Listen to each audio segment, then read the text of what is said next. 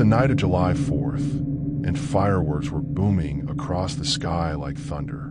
I was 22 and home for the summer after my first year of college. Everyone in town was out celebrating. Barbecues, loud music, and flashing lights filled the streets. But I didn't feel like going out. I had just broken up with my girlfriend a few days earlier and didn't want to be around happy people. So I stayed in my room playing video games, trying to ignore the noise outside. Around 9 p.m., my phone buzzed. It was a text from my cousin Mark. "Hey, you up? Want to drive out and watch the fireworks from Ridge Lane?" Ridge Lane was just outside town. Everyone said you could see the best fireworks from there, away from the crowds. I thought it might help get my mind off things, so I replied, "Sure, I'll drive." I picked Mark up 15 minutes later, and we headed out. The road to Ridge Lane was narrow and dark.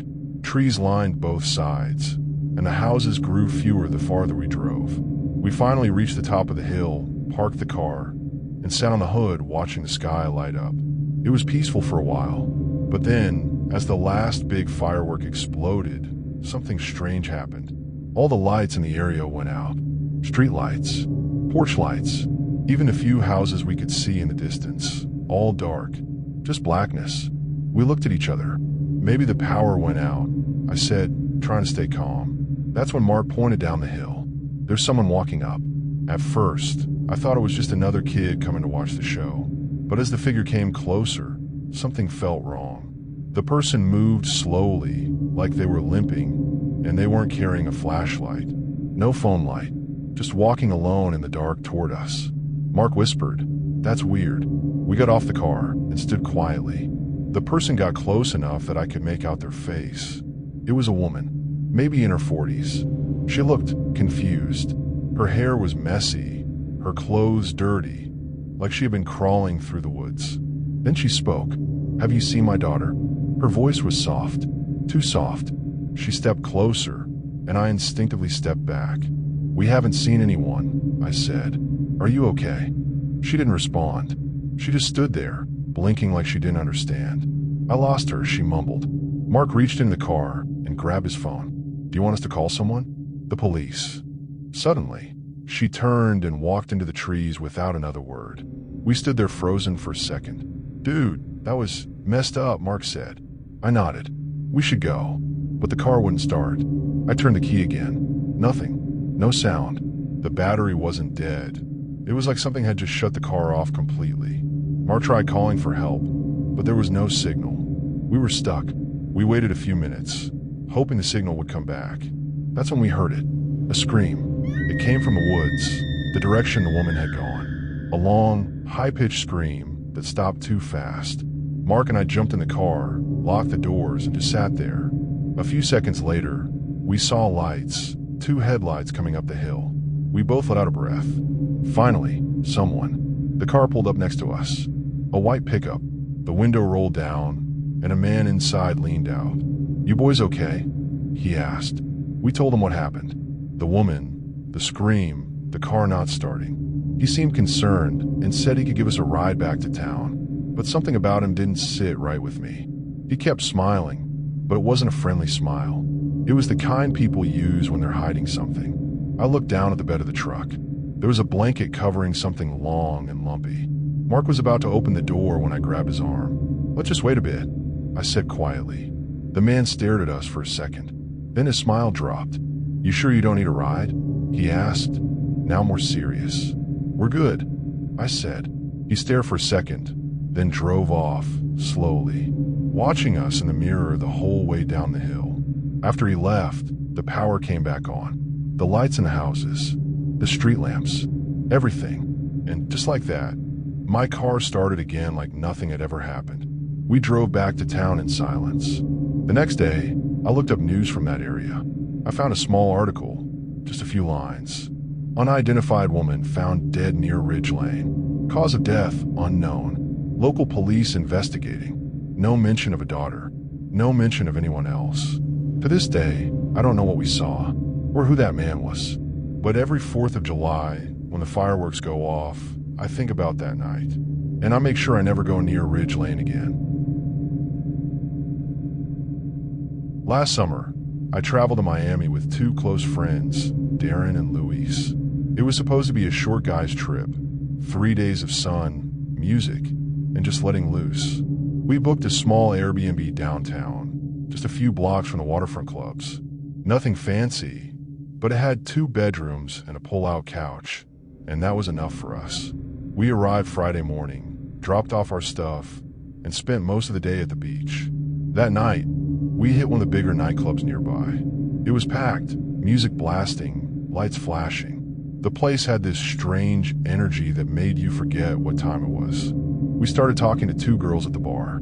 They said they were locals, friendly, talkative, and clearly comfortable in the scene. They introduced themselves as Kayla and Bree. We danced for a while and ended up sharing drinks at one of the VIP booths they claimed belonged to a friend. I don't usually take drinks from strangers, but it was a hot night and we were already a little tipsy. Bree handed me a vodka soda, and I took a few sips, maybe 4 or 5.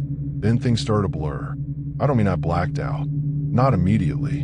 I remember leaving the club, walking toward what I thought was our Airbnb with Kayla. I remember holding on to her arm because I felt like I couldn't walk straight. It was like my body was drifting, as if my brain couldn't catch up. She said we were going to her place because it was closer. I didn't argue. I couldn't even process what that meant. My speech was slow. My legs felt like sandbags, but I followed. Next thing I remember, I was waking up in a dimly lit room. At first, I thought it was our Airbnb. Maybe Darren or Louise had helped me back, but the walls were off-white, cracked, and smelled musty. There was no AC humming like before. And then I noticed my shoes were gone. So was my shirt. And there was someone else breathing in the corner of the room. It was Darren. He was slumped against the wall, awake but glassy-eyed. He blinked at me like he didn't know where we were either. His voice was hoarse when he said, "Where's Luis?" I didn't know. The door to the room wasn't locked, so we stepped out into a hallway. It looked like an old apartment building. Water stains on the ceiling, broken exit signs. No sound except for a buzzing light above the staircase. We walked down 3 flights, and the front door led to a street we didn't recognize. It wasn't downtown. It was somewhere on the outskirts of the city. No cars, no lights, no clue how we got there. Darren still had his phone, but it was nearly dead. Luckily, he had enough battery to call Luis. No answer. We tried again. Still nothing. Then I realized I didn't have my wallet. No ID, no credit card, nothing. Darren was missing his too. He called a rideshare, and by the time it came, his phone was at 2%. We told the driver to take us back to the club. We figured Luis might have ended up there, or maybe gone back to the Airbnb.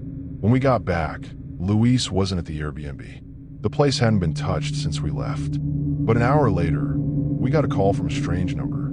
It was Luis, using a stranger's phone. He said he had woken up in a different house, alone. He didn't remember how he got there, just that when he woke up, the front door was wide open, and none of his stuff was on him except his socks.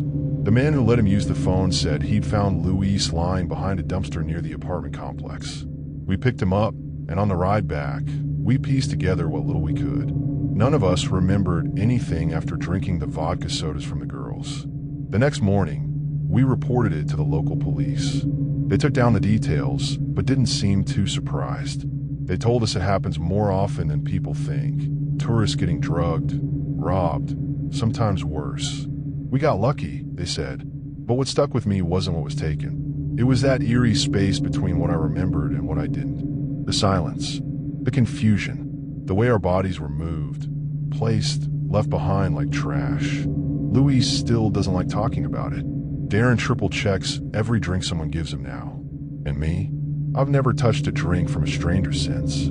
Because it wasn't the drinks that haunted me. It was the part one couldn't remember. The hours in between. And what someone might have done during that time. I was 23 last summer when it happened. July 4th. The beach was packed. Flags waving. Kids laughing. Burgers sizzling. The smell of sunscreen and grilled meat filled the air. My best friend Jay had invited me to a big Independence Day beach party near his cousin's beach house. I had nothing better to do, so I said yes. I figured a few drinks, fireworks, and a chance to meet new people might be just what I needed. We got there around 5 p.m. The party was already loud, music blasting, people dancing in the sand. The sun was still up, and everyone looked like they were having the time of their lives. That's when I saw her. She stood out, not because she was the prettiest girl there, but because she was just standing still, in the middle of the crowd, holding a red Solo cup and staring at the ocean. No smile, no movement, just watching. Jay noticed I was looking at her. "Yo, that's Emily," he said. "Creepy, right? She's one of Kara's friends. Barely said a word since she got here. Is she okay?" I asked. Jay shrugged. "No idea. Kara said she's been weird since last July 4th. I didn't think much of it. People get moody. Maybe she was just shy or tired." By sunset, the sky turned orange and the fireworks started. Everyone gathered on blankets and beach towels to watch. It was loud, colorful, fun. Then the wind changed. It came fast, cold, like someone had opened a freezer behind us. A big gust blew over a few chairs, and some people laughed. But Emily didn't move. She was still standing, arms at her sides, eyes locked on the ocean. That's when the first scream hit. Everyone turned. A girl was running from the water, yelling.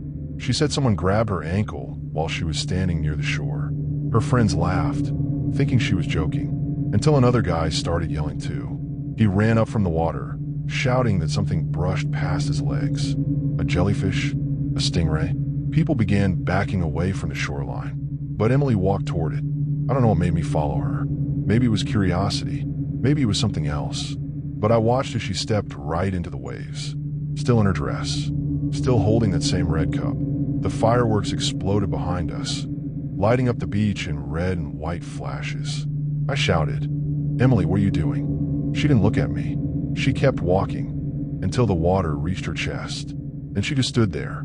I ran after her. The water was freezing. I grabbed her arm. She turned to me slowly and whispered, "It's still here." "What's still here?" I asked. She pointed at the ocean, the one we lost. I was about to ask her what she meant when something cold brushed against my leg. I froze. Then it happened again, harder this time, like a hand. I grabbed Emily's wrist and pulled her out of the water. Once we got back to shore, I noticed her cup had spilled, but it wasn't just beer in it. It was water, ocean water, and something was floating inside, a plastic bracelet. I recognized it right away. I'd seen it earlier in the party photos, on the wrist of a girl named Leah. A girl Jay said had gone missing last year, last July 4th. People said she went swimming drunk and never came back. Emily looked at me, her voice shaking. She told me she was scared that night. She felt something in the water. Something pulled her under. They called an accident, but I know what I saw. I wanted to think she was just traumatized, that she wasn't thinking straight, but something about the way she said it. I believed her. The party was still going. Nobody else seemed to notice what we just saw, but I did. I walked with Emily back to the edge of the party. Jay ran up to me. "Dude, where were you? You missed the finale." I didn't answer. I looked back at the ocean. It was calm now. Too calm. Emily grabbed my hand. Every year, it takes someone. I don't know what it is, but it waits until the noise is loudest, until nobody's watching.